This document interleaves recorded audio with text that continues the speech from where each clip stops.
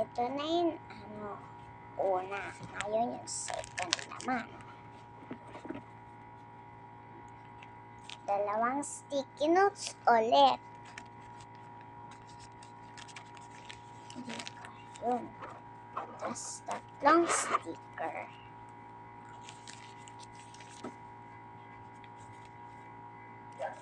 Hirap nito eh. Tapos dalawang photo card.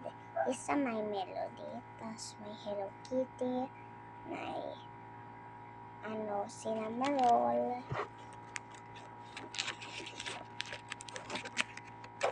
Ayun, tapos may chromie pa isa. Like for part 3. Bye!